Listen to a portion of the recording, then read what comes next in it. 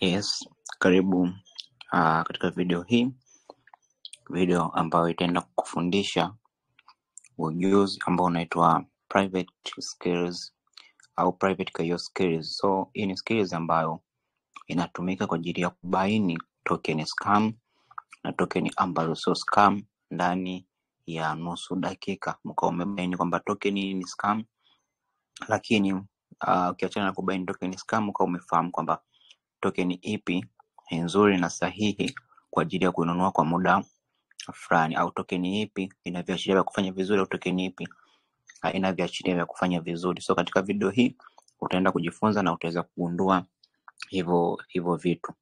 So karibu. Nitaenda kuelekeza kwenye upande wa kukagua token, upande wa Solana network, ambapo jinsi utakavyozikagua token za Solana ndivyo hivyo jinsi utakavyozikagua token za BNB Smart Chain, ndio hivyo jinsi utakavyozikagua token za network zote. So skills unaweza kuitumia kukagua token mbalimbali, na kuanzia leo hii itakuwa ndo mwisho wako wa kutumia website kama Token Sniffer, website kama Rugcheck kuanza kuhangaika na kuscan token. Kupitia video hii utakuwa umegundua tu pale utakapoona address ya token na kuipeleka kwenye site nitakwenda kuelekeza hapo, basi utakuwa umeweza kugundua kwamba token hii ni scam au token hii sio scam.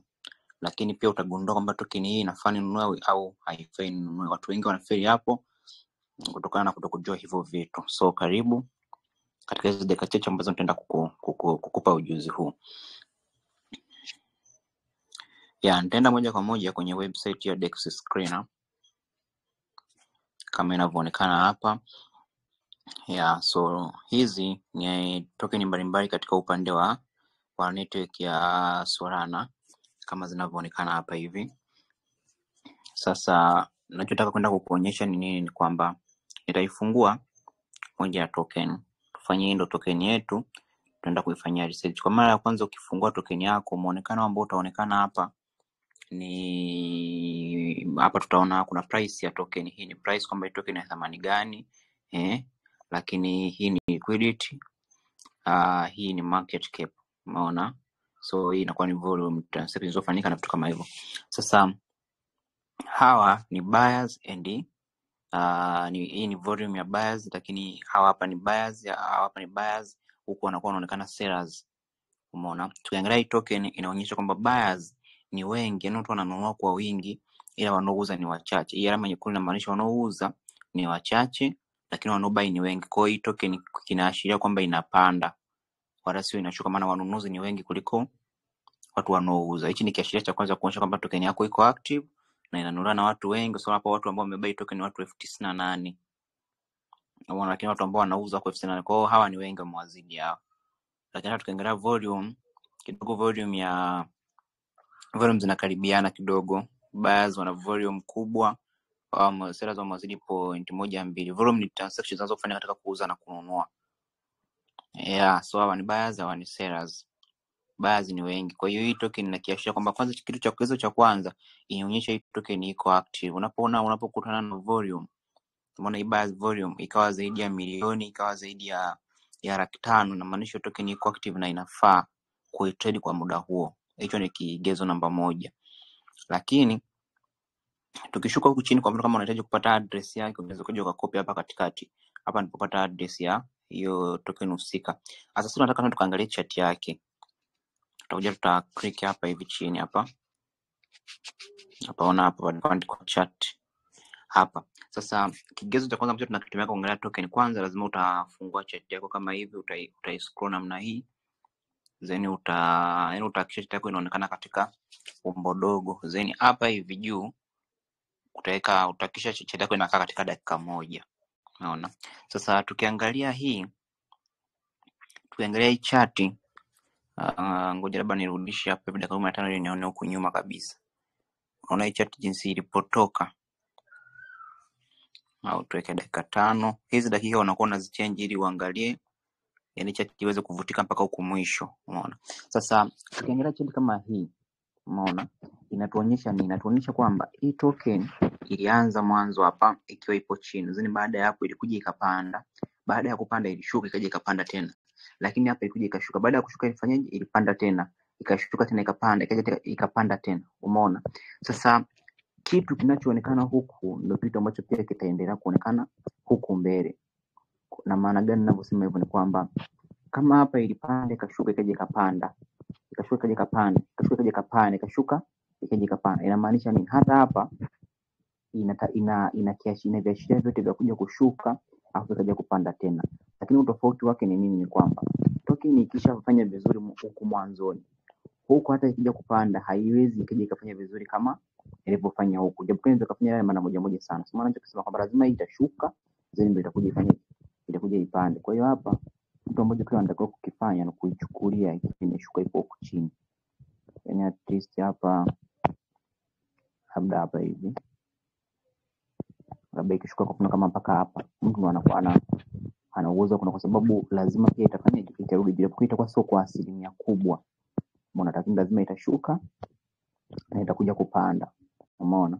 Hicho ni kitu namba moja. Lakini kitu kingine unataka kujua kwenye chart ni kwamba ukishaona chart imefanya vizuri namna hii, ni bora ukatafuta token nyingine au ukasubiri ikashuka chini sana ndio ukainunua. Kwa sababu gani? Kwa sababu tayari watu asilimia kubwa ya watu wanakuwa wameshatengeneza faida wakauza ikashuka. Kwa kiashiria cha kufanya vizuri tena kunakuwa ni asilimia nini? Ni asilimia ndogo, umeona. Kwa hiyo mara nyingi cheza na zile ambazo unaikuta bado ipo huko mwanzoni, aidha imepanda ule mpando wa kwanza imeshuka kidogo kainunua. So imepanda imeshuka mara nyingi ndio unaichukua, kwa sababu inaweza ikashuka zaidi au ikaja ikapanda tena. Lakini kuliko utrade ambayo imeshaka sokoni kwa muda kidogo, ni bora ukacheza na zile ambazo zinaanza. Kwa hiyo chart imeshakuacha kama namna hii, kigezo moja nitakuwa kuachana na hiyo chart na kutafuta chart nyingine. Lakini tuje kigezo kingine, tunaangalia upande wa buyers and sellers. Upande wa buyers and sellers, kitu cha kwanza tunakiangalia, kunabidi kuwe active. Active na maanisha nini? Watu wao wananunua na kuuza ndani ya muda mfupi. Kwa mfano tukiangalia hapa ndani sekunde ya 12 sekunde ya 10, yani kila sekunde mtu anaweka hela, umeona hapa sekunde ya 14, unaona hapa sekunde ya 12 kwa watu wamenunua 13 hawa wote, umeona token ilivyo active. So tukisema token iko active ndio tunamaanisha kitu kwamba unakuta ndani ya sekunde moja watu hata wanabai 5, 2, 1, na watu wanaweka amount kubwa. Umeona kama hapa tu sekunde ya 10, 11, 12, unaona watu ambao wameweka pesa. Kwa hiyo inamaanisha kitu cha kwanza kwamba token iko active, na token yote ikiwa active ina kiashiria kikubwa cha kuja kupanda hata kupita hapa ilipo, kwa sababu bado watu wengi wanaendelea kuinunua na bado watu wengi wanaendelea kuiamini. Kwa hiyo usije ukanunua token yote ambayo unakuta huku kumepoa, unakuta token inamaliza dakika 2, dakika labda hakuna mtu aliyenunua wala aliyeuza. Lakini ukiangalia ndani ya sekunde tunakuta mtu ameweka hela, ndani ya sekunde mtu ametoa hela. Hiki ni kitu kikubwa sana ambacho tunatakiwa kukiangalia kwenye upande wa kuangalia token sahihi ya kununua. Lazima token yako iwe iko active, lakini ikisiwe tu iko active, lakini make sure sehemu unaponunulia usinunue token ikiwa iko huko juu. Ni bora ukaisubiri kashuka mpaka chini, ngo hizi hapa chini kabisa, ndio ukaje ukafanyaje, ukaje ukainunua. Lakini hakikisha iwe active kama namna tunavyoona hapa. Lakini kigezo kingine cha kugundua scam, na kigezo tu cha kuangalia token inayotakiwa kununua, kigezo kingine cha kuangalia token scam ni kuangalia token ilo active. No, not active. Ni kuangalia token ambayo ni kucheza na buyers and sellers. Buyers and sellers unawaangaliaje? Umeona kwa mfano kama kwenye hii token kuna watu wananunua kwa $13, kuna watu wananunua kwa $100, wanauza. Nazungumzia tunapokagua token scam, huwa tunaangalia watu wanaouza, sio watu wanunua. Sasa tukiangalia hizi transaction nyekundu hizo, watu ambao wanauza zinatakiwa ziwe zinacheza katika engo tofauti. Nikisema engo tofauti na maanisha yani katika limit tofauti, yani tuseme nini, katika dola tofauti, yani wawepo watu ambao wanauza kwa $100, kwa $6 kama tunavyomuona, sio kwa $13, sio kwa $200, sio kwa $50, yani zile yani kwenye 10 tupate, kwenye 20 tupate, kwenye 30 tupate, 40 humo tupate, sijui yani zicheze humo, yani kusiwe watu ambao wanauza labda unakuta wanaouza tu ni amount ambazo ziko the same zinafanana. Hapana, yani kuna tofauti kama hivyo, mwingine ameweka 60, ameuza 60, mwingine ameuza 18 hivyo. Usikute tu watu wanauza labda 1000, 2000, elfu ngapi, unakuta labda kutokea sijui wapi mpaka wapi hakuna mtu aliyeuza, watu wamebuy tu. No, inatakiwa chart iwe inachanganya kama hivi. Kwa hiyo kuna watu wanauza lakini kwa hiyo kuna watu wananunua. Kwa hivyo na kama huyu tunaona ameweka $1000, lakini tatuone mtu mwingine ameweka, unaona kama huyu ameuza $0.14. Kwa hiyo tukiona token ya namna hii haiwezi kawa kama hata siku moja, kwa sababu watu wana uwezo wa kuuza, tena wanauza kwa amount tofauti. Kwa hiyo inamaanisha hii token hata kama ukiweka pesa yako lazima tu itakuwa inauzika. Umeona iko active, lakini kwenye issue ya scam haiwezi kawa scam hata siku moja, kutokana na nini? Na hawa buyers sasa tunao wakagua hawa Hakikisha watu wanakuwa wanauza kwa amount tofauti tofauti. Maana hapa mtu anauza kwa 2, kwa 10, kwa ngapi. Lakini pale utakapokuta mtu wanauza labda kwa 1000 tu, kwa 2000, kwa 1000, kwa 2000, kwa 1000 ngapi, yani unakuta zile amount za $6, $4, 0 point ngapi hazipo. Jua hapo kuna shida na hiyo token haifai. Kwa lazima iwe inachanganya kama namna hii. Wapo watu wanauza, wapo watu wananunua. Hicho ni kigezo kikubwa cha kugundua token scam na ambao sio scam. Lakini kitu kingine, kuna njia ya kuangalia kama hii token imefanyaje. Ya naonyesha hapa. Watu ambao wametengeneza pesa nyingi kwenye hii token pia unaweza ukajua ukihitaji kuona. Umeona mfano kama hapa hivi. Huyu unamwona huyu token ameingia na $5,000. Umeona? Ametengeneza faida $13,000. Huyu ameingia na 7,000 ametoka na $14,000. Huyu ameingia na 11,000 ametoka na 16,000. Huyu ameingia na 67,000 ametoka na faida $71,000. Sasa ukiona kama namna hii inamaanisha watu wanatengeneza faida kwenye hii token. Umeona? Hapa ni sehemu pa kuangalia watu waliotengeneza faida kubwa. Kwanza anaanza huyu aliingia na $5,000 ametengeneza $13,000. Kuna huyu hapa ameingia na 7,000 ametengeneza $14,000. Kuna huyu ameingia na $11,000 ametengeneza $16,000. Unaona kwa ametengeneza profit ya $6,000.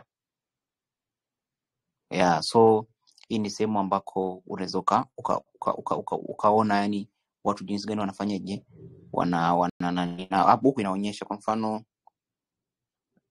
faida, yani faida ambazo mtu amepata. I think tukitoka ngapi?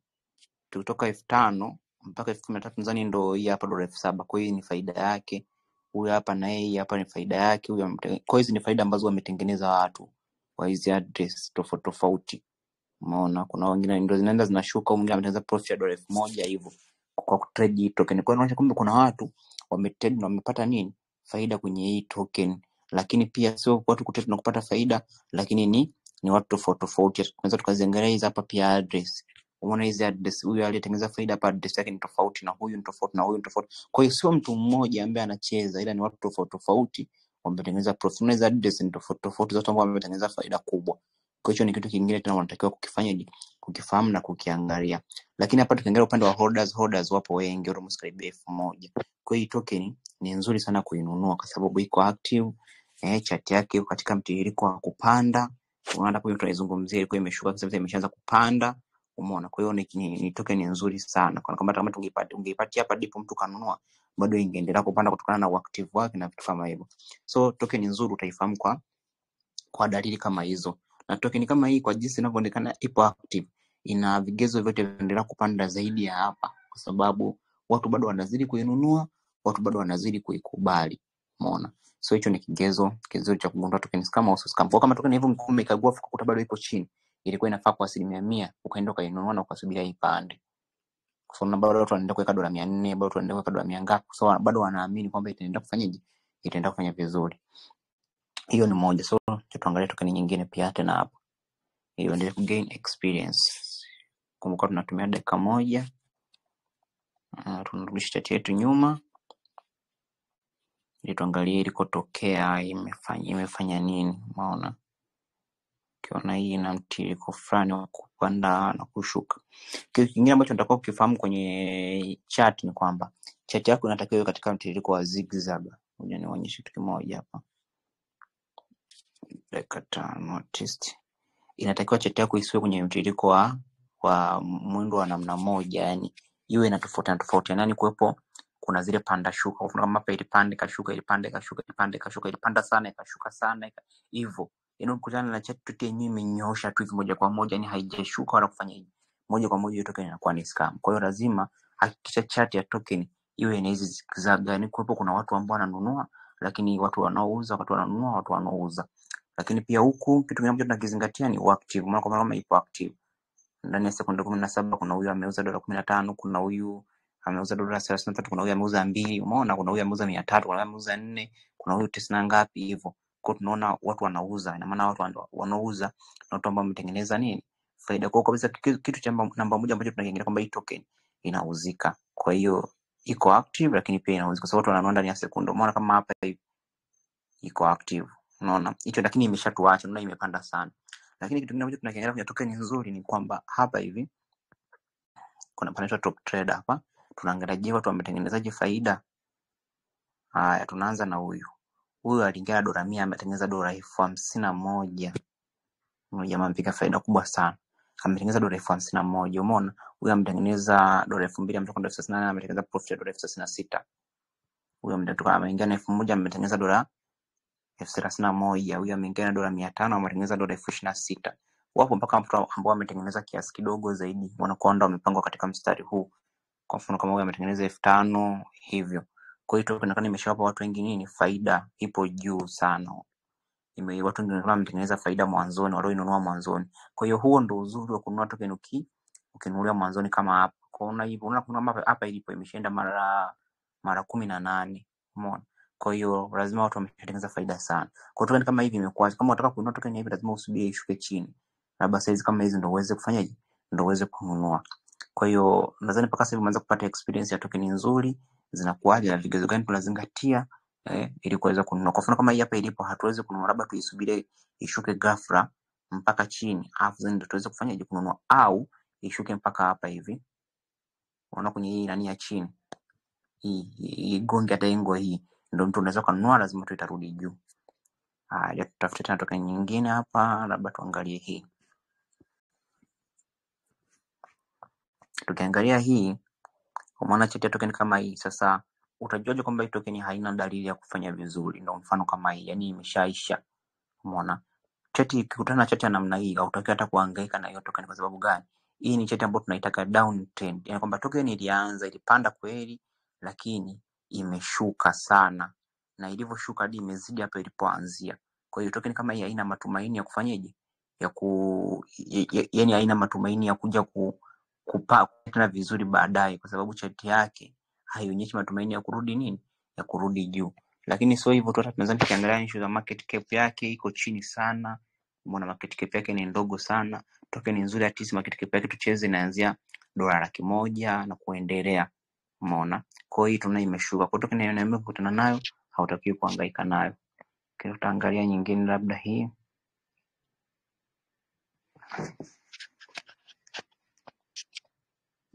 Hii tukiangalia tunaona kwamba kilichotokea ni nini? Ni kwamba ilianza ikapanda, ikashuka, ikapanda, ikashuka. Lakini ilivyoanza kuonyesha hapa kupanda tena, ikashuka. Kwa hiyo hapa tena pia na yenyewe haina dalili kubwa za kufanya vizuri, kwa sababu ilifanya vizuri kwa mwanzoni, ikapanda hapa ikapanda. Lakini hicho kushuka nicho kizungumzia kwenye ile token ya kwanza, kwamba ikishafanya vizuri mwanzoni ikakupita, ni vizuri ukaachana nayo, kwa sababu kuna watu hapo wanaendelea kununua. Lakini hii hata kama ikitokea ikapanda ni mara moja sana, lakini asilimia kubwa itashuka tena chini, kwa sababu watu washatengeneza faida huku, washatengeneza faida hapa. Kwa hiyo huku wanaanza kuondoka sasa sokoni, hawezi kuendelea kukaa. Lakini kitu kingine, tukirudi kwenye market cap, na market cap bado iko chini. Unaona? Atisa ni kuanzia 100,000 kuendelea. Tuangalie pia watu waliotengeneza faida kubwa kwenye hii token.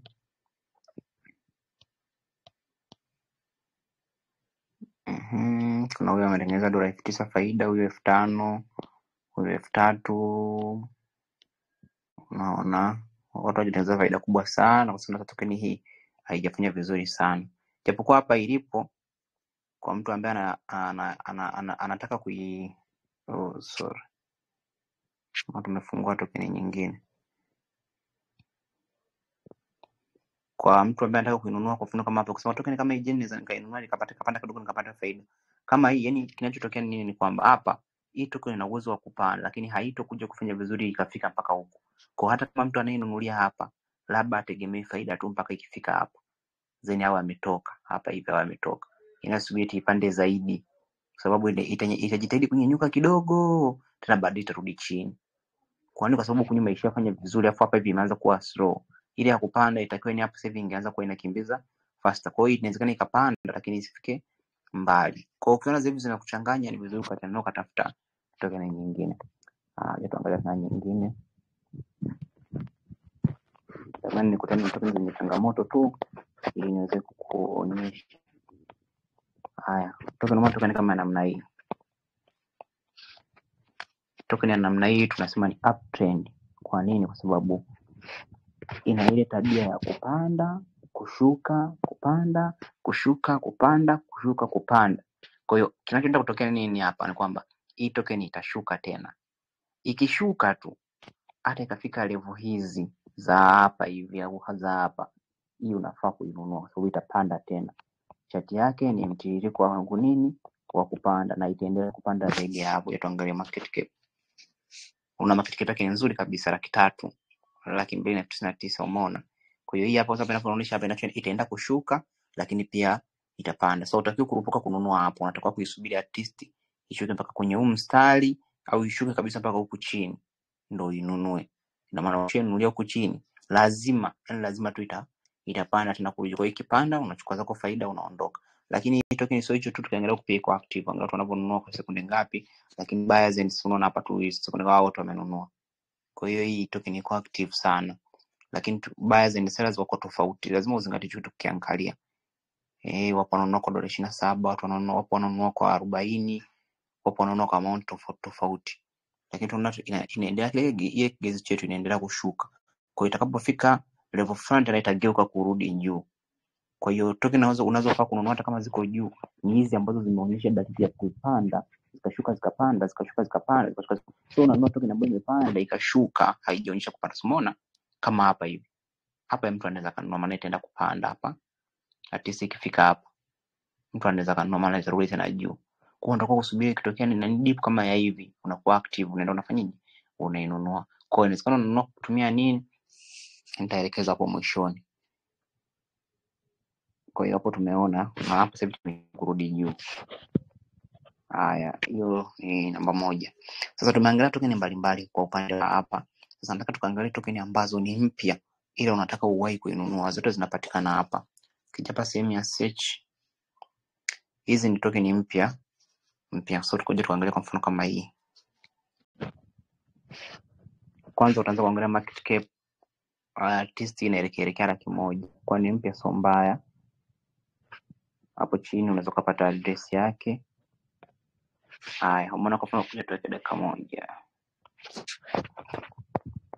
Hizi mpya hizo na voucher zinazo katika dakika 1. Ukiangalia token kama hii hapa inaonyesha chart yake ilianza ikapanda ikashuka ikapanda ikashuka. Kwa mfano kama unataka kununua inabidi usubirie ishuke hiyo levels hapo hivi chini, na so bado ni mpya, bado ina asilimia kubwa ya kufanya kitu. Zingatia kwa buyers and sellers, maana watu wanaweka bado wanaweka $100. Kwa hiyo huku chini ipo active vizuri, ndio tunatengeneza faida sana. Kwa mtu anatengeneza $1,000, kwa bado tunatengeneza faida kubwa sana kwenye hii token. Kwa bado ina asilimia kubwa ya kutoa nini? Ya kutoa pesa. Haya, ngoja tuangalie tena nyingine. Kuna hii sorry. Tuangalie token nyingine mpya.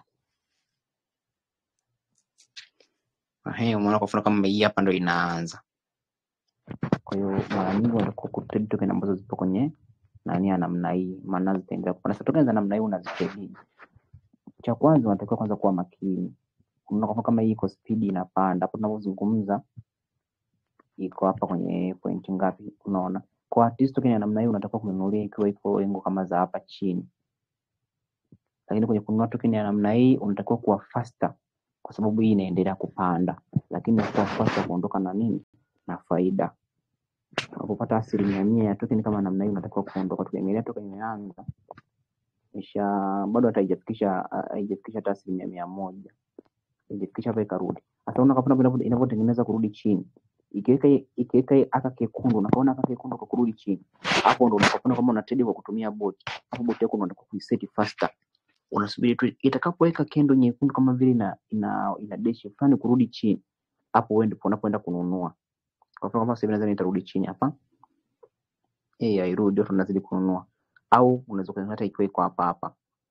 Kanunulia hapo pap, kwa sababu lazima hii inaendelea kupanda, maana bado ni mpya na bado inaendelea kupanda. Unaona?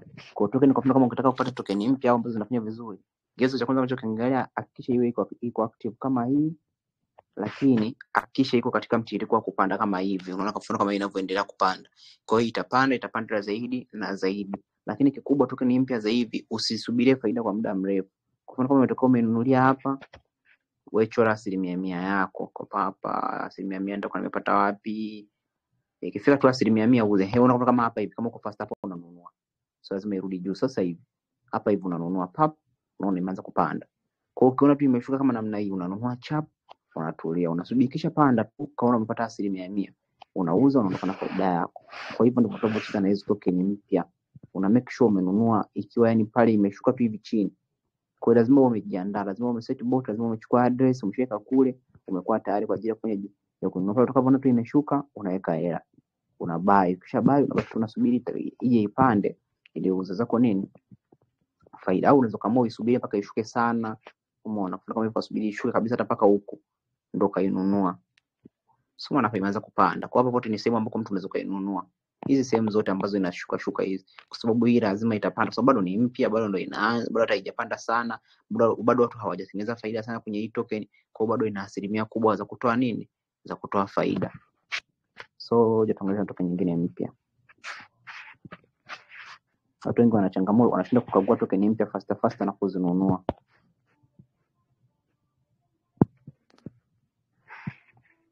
Hii tunaona ilianza ikafanya vizuri, ikaja ikatoa token kama namna hii, sio nzuri. Unaona kama hapa inamaliza dakika 1 hadi dakika 2 hakuna mtu aliyenunua, umeona. So hii yani ukutana tu namna hii haufai kuhangaika nayo. Tuangalia kuna token nyingine mpya. Kuna hii hapa mpya nyingine, hii niko imekuwa sasa hivi. Hii chart yake hivyo kaa kabisa sci-fi. Yani badala ianze na kupanda imeanza na kushuka. Sasa kuja kufanya tena vizuri kupanda ni vigumu, lakini kitu kingine umeona huko buyers watu wana buy kwa $0.00. Sasa ni kitu ambacho sio cha kawaida. Inaashika kabisa hii token ni scam, umeona? Hizi 00 kuzana token imeweka 00 hivi dakika ngapi? Hii inakuwa haifai hata hautaki kuhangaika nayo zaidi. Ndio tukija tuangalia market cap yake tutakuta sio, unaona? Umeona kwenye scam nimekuambia hata kabla sijaangalia huko. Angalia hapa liquidity inasoma 0. Maana hiyo tunataka kununua au tuweza kuiuza. Kwa ni vitu vya kuzingatia. Angalia liquidity, market cap sawa ni kubwa lakini liquidity hakuna. Maana huwezi kuuza hii token kwa moja kwa moja, hii token ni scam. Tuangalie kama kuna nyingine pia hapa. Kuna nyingine hapa. Hii hapa market cap yake, so tunaweza tuangalie chart. Hii inaonekana ndio imeanza, bado ipo chini. Kama namna hii mimi naweza nikainunua hapo ilipo. Unaona? Inapanda sasa hivi. Kwa hiyo tunataka kama na window imeanza. Hii unainunua kwa sababu inakuja kupanda muda so mrefu hii. So unaona sasa vishaanza kukimbiza. Kwa hiyo hapo unatakiwa kutekeshana, wewe yani ukipata dip kama hivi ndio inaanza, unatakiwa kununua faster kwa sababu hata kama itashuka itafanyaje? Itapanda. Kwa hiyo hapa hii unanunua, unaweka malengo kwamba nikinunulia hapa labda ikifikisha 100% itakuwa ni wapi? Labda ni hapa juu hapa. Kumbe ikifikisha itakuwa nishapata 100%. Ikifika tu 100% unauza. Unaona tukaanza kwa sokoni. Kwa hiyo unakuwa kucheza na 100%. Usiona tamaa kutaka 100% nyingi zaidi. 100% unauza na tukaanza kwa sokoni. Lakini unakagua pia buyers and sellers before kununua. Unaona kabisa watu wananunua na kuuza kwa amount tofauti. Kuna 200, kuna 57, kuna 28, kuna $1 wanaouza hivyo. Kwa hiyo lazima uhakikishe hivyo vitu vyote vipo kwenye token yako. Umeona hapa inaanza kupanda. Yaani ukishaona token imechora hivi. Naonyesha kitu kimoja hapa. Ukiona token imechora hivi. Yaani imechora katendo kwenda ikapanda paka hapa. Ikarudi tena chini, ikachora tena kingine ikaanza kupanda. Jua hiyo inapanda. Kwa sababu itakwenda chora hivi inakuja tena mbele inachora kingine hivyo inapanda. Kama hapa ambapo ilikuwa inashuka. Ilishuka kwa kwanza ikapanda, ikashuka kwa pili ikapanda, ikashuka kwa pili. Kwa hiyo ikianza kuchora hivi inamaanisha mwelekeo wake ni wa kwenda juu kama tunavyoona hapa. Kwa hiyo hii kwa mfano kama hapa sasa hivi unaweza kawahi kununua faster kwa sababu profit yako ya 100%. Kwa sababu profit yako ya 100% ukaondoka sokoni. Ukisema kusubiri faida kubwa zaidi inaweza kushuka na ukawa haujapata faida. Kwa unatakiwa kuwa mjanja. Kwa kuchukua faida yako faster. Mpaka hapa tunazungumza, kumbuka tumeanza nayo iko huko chini mpaka sasa hivi hapa. Kwa hiyo tu kwa hiki kitendo cha hapa na mtu ambaye angekuwa ameshanunua sasa hivi, itakuwa faida ambayo angekuwa ameitengeneza. Unaona ninapopanda, sipaka sema mtu akapata faida asilimia 26 pesa yake. Unaona? Kwa hiyo ni nzuri kwa kuwa ni mpya, hii market cap ni nzuri pia kwa sababu na liquidity ni sasa ndio inaanza. Na maana itakapokuja kupanda, ndio itaanza kucheza kwenye 100,000 laki ngapi. Lakini kama unakagua token ambayo sio mpya, ipo sokoni muda mrefu, hakikisha market cap yake inaanzia 100,000 kuendelea mbele. Ila hii kwa kuwa ni mpya, kwa market cap hiyo ni sahihi. Maana component kama hii imekupita ya kwanza, hata hapo hivi unaweza kununua. Kama ile ya kwanza imekupita hata hapo unaweza kununua, kwa sababu lazima tena itapanda irudi juu. Haya, tuangalie tena token nyingine.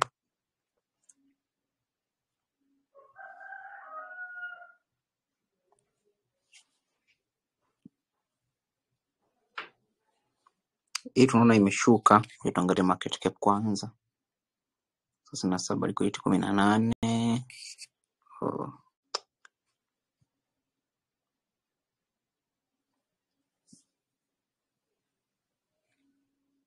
Haya, nyingine hii hapa. Hii hapa tena imeshuka. Ndio ipo inaangalia kwa bado haijaanza kupanda. Lakini inaonyesha sasa hivi inaanza kupanda. Kwa na hii na pia itafanyaje? Itapanda. Tuangalie hii kupanda tu kidogo hapa na kuna faida kiasi gani. Ona hii ikifika tu hapo unakushafikisha 100%. Kwa kama hii ni nyupi unaweza kaiwai mapema. Kanunulia hapa ikipanda kidogo pata zako faida unaondoka. Uzuri wa tokeni za Solana 100% nyingi sio kwamba uskamu wake ni kutokuuzika. 100% nyingi zinahitaji ujanja wa kuingia sokoni mapema na kutoka haraka. Lakini upande wa buyers nikupe sasa, upande wa buyers and sellers sasa tutakagua sana. Ukiona tu kuna watu wanabai kwa $10, $20, juu token so scam. Wewe unachokizingatia tu ni kwenye chat, kwamba chat inaniruhusu ninunue kwa sasa hivi au hainiruhusu. Umeona, basi ndio kitu ambacho unakiangalia. Ni kitu gani kingine hapo ambacho sitakielekeza? Nadhani nimeelekeza kwenye upande wa kukagua token ambazo zipo kwa muda mrefu na upande wa kukagua token ambayo ni mpya. Kwa ambazo zipo kwa muda mrefu, zingatia upate iko deep, zingatia uko active, bado uko high, market cap yake iwe ni kubwa, vitu kama hivyo. Wala sio vitu vingi, vitu kama hivyo. Na huo ni upande wa token zetu. Kama nyingine mpya hapa tukague. Ngoja tuangalie kwa mfano.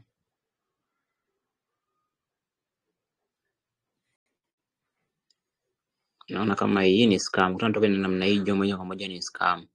Yaani chart yake imekaa tu hivi imenyooka, imekuja tu imepanda mara moja imeshuka. Token ya namna hiyo kutana nao utakata kuangalia kuikagua. Inakuwa token ya namna hiyo inakuwa haifanyaje, haifai. Chart inabidi iwe na kama tunavyoona kule chart inapanda kidogo inashuka kidogo inapanda. Sasa unaona kama hiyo imepanda mara moja tu pap ikashuka pap. Kwa hiyo kutana token ya namna hiyo ni scam moja kwa moja. Hata kama imepanda sijui hivi imeenda mara 22 ile hiyo ni scam. So, unaona angalia hapa buyers and sellers, angalia. Watu wanauza kwa $0.0000. So ni kitu ambacho hakiwezekani. Unaona? Nimesema ni scam hata sijaangalia liquidity. Unaona hakuna liquidity. Kwa hiyo hii ni scam. Hii ni scam. Okay. Tuone kama kuna nyingine hapa kukagua.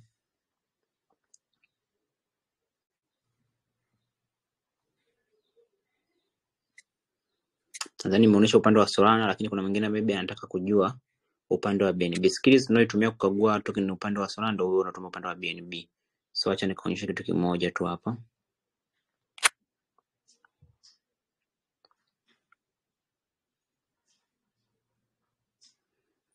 Kwenye upande wa BNB.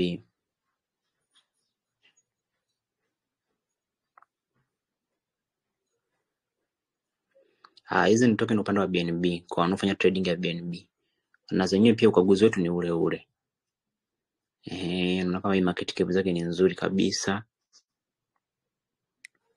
Haya. Hizi zinafuata kwenye mitaji mikubwa. Kwa sababu unaona market cap yake ni kubwa sana. Kwa kutoka na namna hii kuitrade, sishauri mtu soma market cap yake ni kubwa ili utengeneze faida itakuchukua muda mrefu. Tukiangalia na hii ya chini hapa. Ukiangalia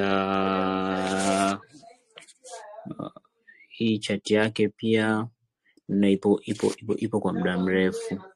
Ili tuangalie baadhi upande mwingine huko. Unajua vizuri kati token ya market cap ambayo sio kubwa sana. At least nimepata token ya mfano. Umeona token ya namna hii. Token ikiwa na chart ya namna hii, ni chart ambayo ipo katika mstari yani ule wa kama wembamba fulani, lakini yani wembamba fulani, lakini nikija kwenye buyers and sellers, umeona token scam zinavyokuwa. Yani hapa hivi kwenye buyers and sellers watu unaona wanauza tu kwa $2,000, wanazungumza kule 2,000, 2,600, 2,500. Unaona watu wanakuja wanunua kwa 2,000. Yani ukiangalia moja kwa moja token kama ya namna hii kuna mchezo unafanyika. Yani hiyo ni token scam, mwenyewe ndio unaichezea. Angalia mtu hapa ameuza kwa 99, ukija kuangalia hapa address ile ufanye kitu ni address moja inaisha f nini. Ukiangalia hapa address ile uuza ni address moja, angalia hapa mwishoni, angalia hapa mwishoni. Ukiangalia yani uzana token inaonyesha ishara za namna hii, hiyo inakuwa ni token scam moja kwa moja, hata sio ya kuhangaika nayo. Angalia hapa watu wananunua tu, hakuna anayeuza, wananunua tu, hakuna anayeuza. Unaona, amekuja kuuza mmoja, amekuja hapa kuuza 2000 token ya namna hii moja kwa moja inakuwa ni nini? Ni scam, haifai, yani hata wahangaike nayo zaidi.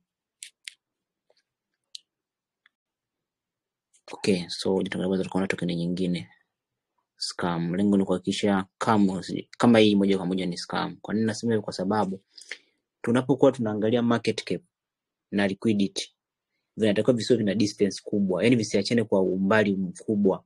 Kwa mfano hapa tunaona market cap ni $100,000, liquidity sasa isiwe eti na yenyewe ndio hii milioni, hii market cap ni milioni, dola milioni 187, afu eti liquidity ni $44. Na mwisho token ni scam. At least hapa liquidity ifaa iwe tunazungumzia iko milioni 10, milioni 50 hivyo, lakini liquidity ni ndogo. Kwa hiyo inamaanisha kwamba hapo wamezuia watu wasiweze kuuza. Ukiangalia buyers and sellers zingine watu waliobuy 4, waliobuy 5, waliosell 4. Umeona token kama inamaanisha haiko active na haifai. Haya, tukaangalia kwenye upande wa chart. Unaona chart kilivyokaa hata haieleweki. Unaposema ni scam, inachezeshwa na watu.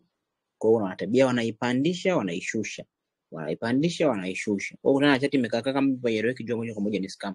Kwenye upande wa BNB Smart Chain inahitaji ukaguzi umakini sana, kwa sababu token ni scam huko ni nyingi tofauti na kwenye Solana. Kwenye Solana kule kunahitaji kuangalia token nzuri ya kununua kwa muda huo, ila huko kunahitaji kubainisha token scam na ambayo sio scam. Ngoja tuangalie pia hata hizi mpya zake zinavyokuwa. Tuletee mpya upande wa BNB. Na mpya upande wa BNB hapa hawatuletei. Lakini nadhani mpaka hapo umeweza kugain experience ya kujua kwamba token utakapotaka kuinunua unatakiwa kuangalia vigezo gani. Na upande wa hapo unaweza kupata token zote tu.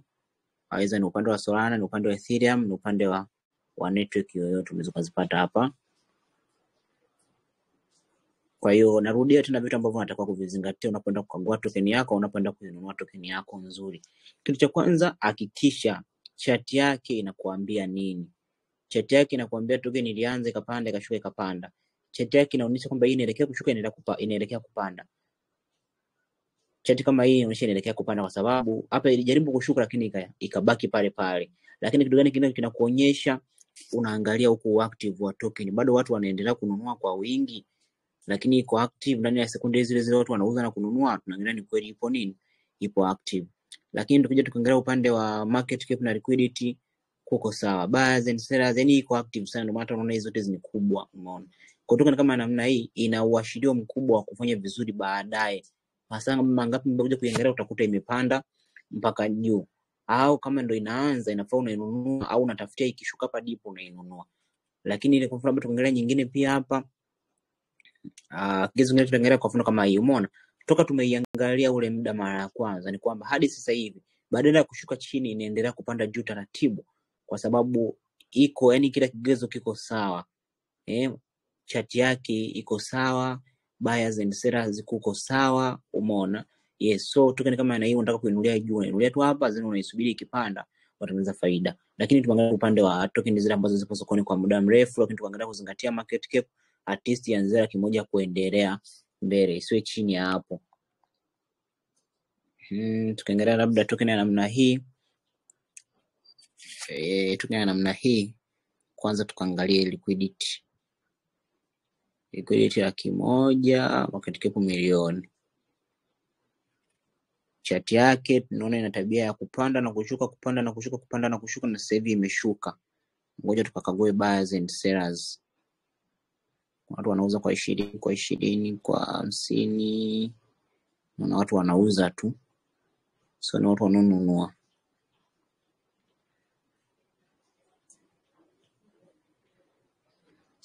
Tangalia watu wanatengeneza faida. Kuna watu huyu hapa ametengeneza faida $10,000. Huyu ameanza faida dola 5,000, huyu dola 14,000, huyu dola 5,000. Kwa hiyo unatoka umetengeneza faida kubwa na tunaona imeshuka. Sasa token kama namna hii sio kwa imeshuka, unatakiwa kukurupukia. Sasa tukiangalia chart yake ilivyokaa kama vile haieleweki. Kwa hiyo kitu namba moja kikubwa na moja cha kuangalia kwanza ni kuangalia mbona watu hawanunui ila wanauza tu. Hicho ni kitu cha kuwekea wasiwasi. Wameanza kununua, unaona. Watu wameanza kununua. So hii ina kiashiria cha kufanya cha kupanda, lakini unaangalia pia hizi address huko ni tofauti tofauti. Kama address huko ni tofauti tofauti, lakini tunaona asilimia kubwa ya watu wanao katika hii chart, watu wengi wanauza. Maana hata tukiangalia sellers wameizidi, watu wanauza hapa wako sellers wako 100,000 ila watu wanunua kwa 65. Sasa unataka kujiuliza maswali, kwa nini watu wengi wanauza kuliko kununua? Na watu wameanza kununua,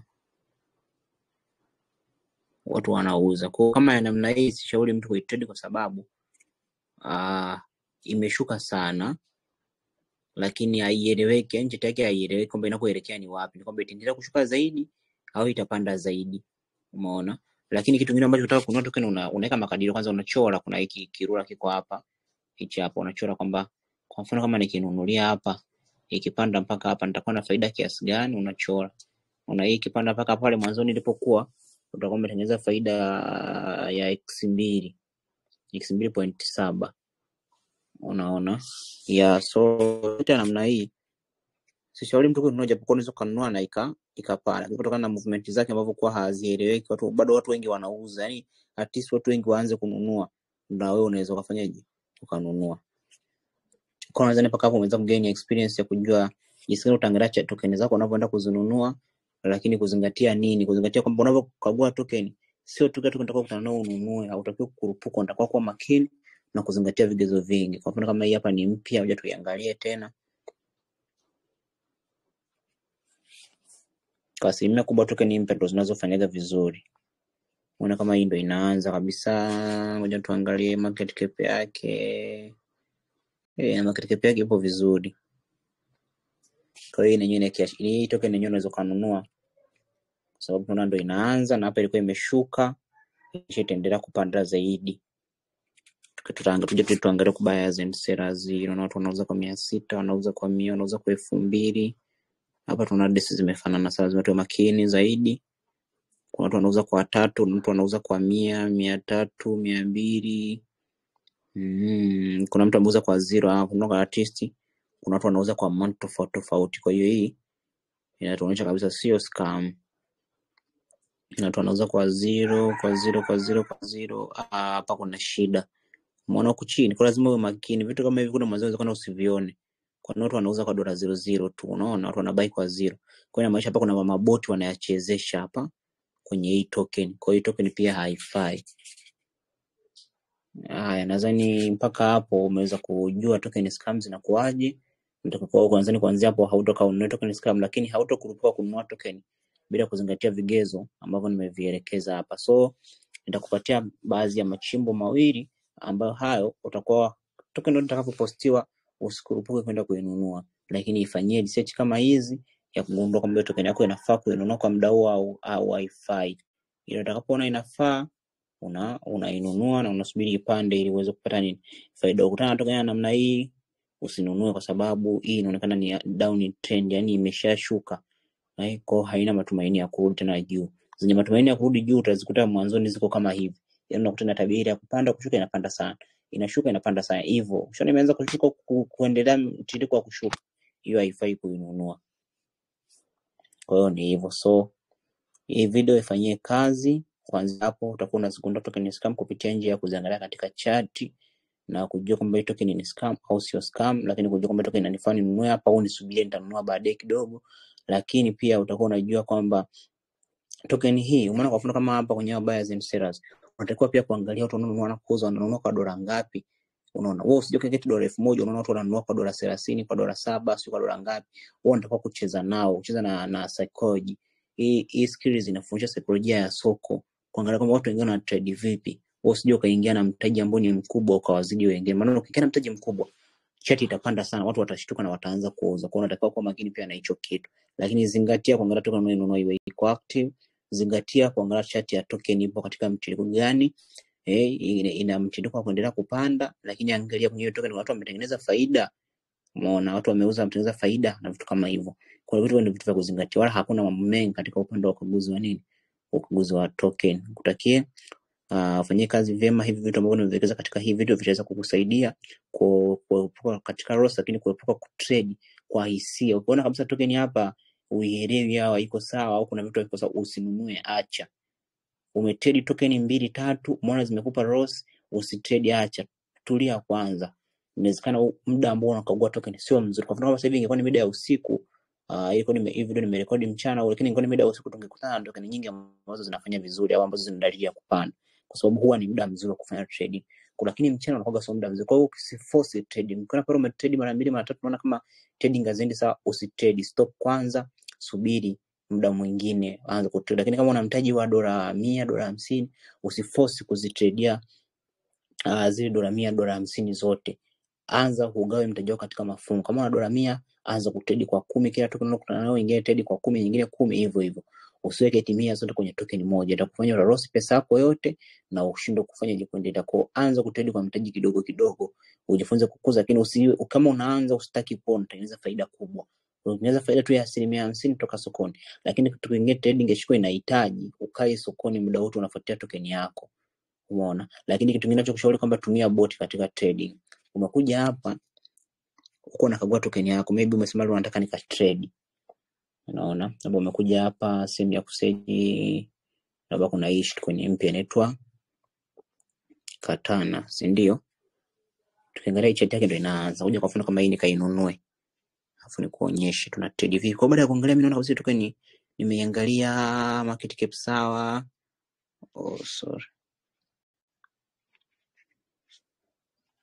Hapa nimeangalia naona market cap milioni. Umeona chart yake ndio hiyo iko inaondoka. Buyers and sellers, naona watu wanauza na kununua kwa amount tofauti. Nataka hii token ile nikainunue. Ina maana mimi natoka zangu hapa faster na kuja zangu Telegram kwenye bot yangu.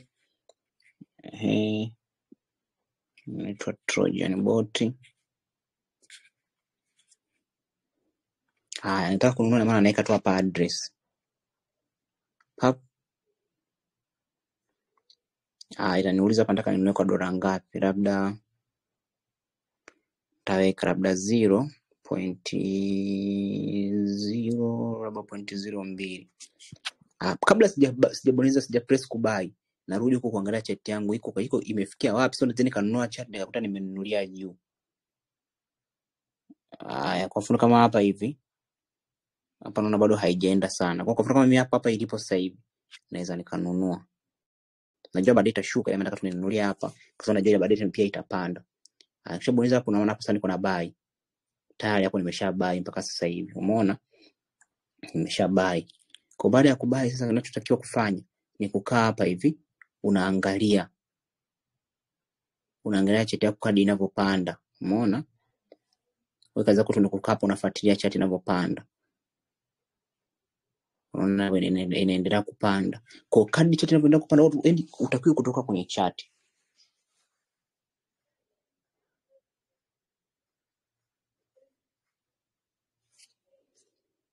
Inaendelea kupanda. Naona.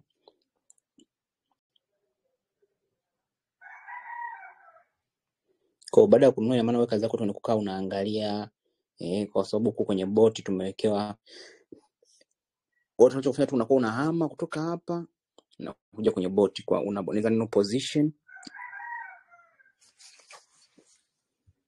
ili uangalie kwamba token yako sasa hivi, maana kwa kama sasa hivi imeshuka, nipo kwenye nani ya dola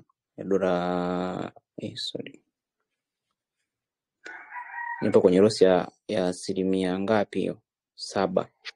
Na maana mimi nitasubiri tu ipande kwa sababu najua itapanda zaidi ya hapa. Inaendelea kupanda kwa sababu nimewahi kununua mapema, chart yake inaonyesha katika mtiririko wa kupanda, lakini buyers and sellers ziko vizuri, market cap yake ni nzuri. Umeona? Kwa hiyo unachokaa tu unakaa unaifuatia. Sasa ukitoka ndio ile utakutana na token imeshuka au ilipanda sana, wewe haupo online. Kwa hiyo unachotakiwa wewe tu ni kukaa hapa muda wote unafanyaje, unaifuatilia. Pale unapoona unaongeza faida, Kwa kuwa unaanza hata umetengeneza ya 50% au 100%, basi unaweza kufanyaje? Unaweza ukatoka sokoni ukatafuta token yako nyingine. Kwa hiyo hicho ndio nataka niwaelekeze kwa leo, maana hii inaweza nikasubiria kwa muda mrefu kidogo mpaka ije nipe faida, lakini mimi hapa nategemea labda faida ya 50% tu au 100 zeni nitatoka. Kwa mfano mimi nimeingilia hapo, kwa nitaangalia ikipanda huko hata 50%, kusema katika yake ni kubwa, mimi nitakuwa nishapata zangu faida, natoka zangu sokoni. Unaona watu inaendelea kupanda, kitu ngine watu tengeneza faida sana. Sio, hata kuna watu ambao wanatengeneza faida kubwa sana. Kuna huyo ndo wa kwanza katengeneza faida ya $35. Kuna huyo ndo 10. Kwa bado watu hawajapiga hela sana kwenye token, bado ni mpya, ndo inaanza. Kwa hiyo ndo uzuri wa kutrade token mpya. Token mpya yani zinakuwa zina asilimia kubwa ya kufanya vitu tofauti na zile ambazo zipo kwa muda mrefu. Ndio naangalia mpaka sasa hivi, je, bado nipo kwenye loss au nimeshaanza kurudi kwenye faida?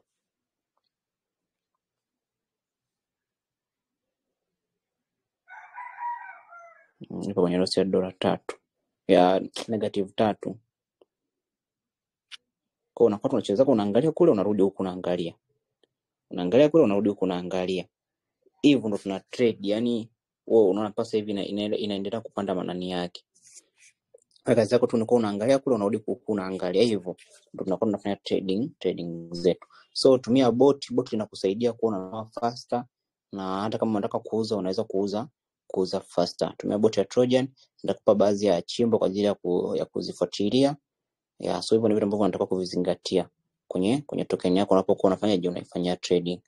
So ni hapo, utakapopata maswali au changamoto zozote utaweza kuniuliza. Ndani ya siku 2 nitakusaidia mpaka nihakikisha umeweza kukagua token kama hizi, lakini umeweza kujua kwamba token ipi inanifanya ninunue muda gani na muda gani nisifanyaje nisinunue. Unakuja kufanya maamuzi. Kwa hiyo token kama imeanza kushuka namna hii, usipanic. Jua tu comment la same sahihi itapanda. Umeona kichotokea hapa hivi? Kuna mtu amenunua kwa kiasi kikubwa sana afu akauza. Kwa hiyo ukiona vitu vya namna hii, jua hiyo token ina kiashirio kikubwa sana cha kufanya vizuri. Kuna mtu hapa alinunua kwa kiasi kikubwa hapa nice. Naona kuna mtu hapa unacheki token, kuna mtu alinunua kwa $24,000. Unaona kama mtu anaweka mpaka $24,000 kwenye token kama hii.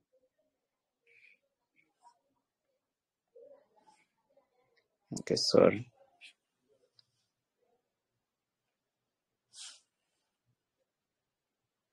Kwa hiyo ina asilimia kubwa ya kufanya vizuri hapo baadaye. Kwa hiyo kama ilipanda mpaka hapa, na maana mpaka nilifikisha profit ya 24%. Umeona? Kwa hiyo hii kivyote vile lazima itafanya vizuri zaidi ya hapa ilipo. Kwa token zinazoanza zinakuwa ni nzuri. Sasa nimekuonyesha mfano mmoja token ambao mimi pia nimeinunua na ninaendelea kuitrade sasa hivi, ili uone jinsi unanunua na if umepata faida.